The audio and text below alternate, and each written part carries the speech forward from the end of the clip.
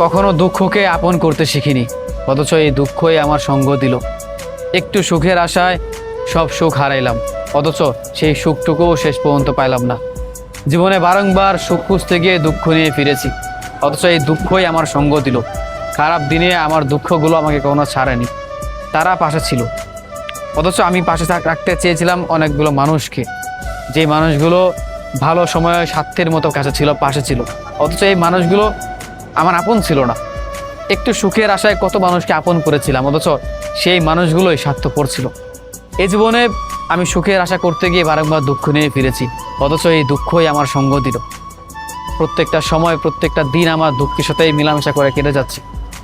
পরিশেষে আমি এটুকুই বুঝলাম, জীবনে আমার কেউ আপন হোক বা না হোক, আমার দুঃখগুলো চিরন্তর বন্ধু, আমার চিরসাথী।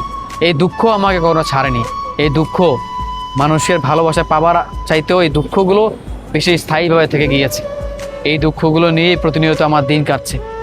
আমি বারংবার কিছু মানুষের ভালোবাসা চেয়েছিলাম, অথচ তাদের কাছ থেকে ভালোবাসার বিনিময়ে দুঃখ পেয়েছি। এই দুঃখগুলোই আমার বন্ধু হয়েছে। আসলে দুঃখকে কখনো আমি সঙ্গী করতে পারিনি বা আপন করতে শিখিনি, অথচ এই দুঃখটাই আমার সারা জীবন হয়তো থেকে যায় বা থেকে যাচ্ছে। প্রত্যেকটা মুহূর্তেই আমার দুঃখ আমার সাথে থাকছে, অথচ আমি ভালোবাসার আশায় মানুষকে কতবার আপন করেছি, তারাই আমাকে পর করেছে, দূর দূর করে তাড়িয়ে দিয়েছে। দিন শেষে এইটুকুই বুঝলাম, একাকিত্বের মাঝে আমার দুঃখগুলোই আমার চিরন্তর বন্ধুর চিরন্তর সাথী। দুঃখগুলোই আমার আপন।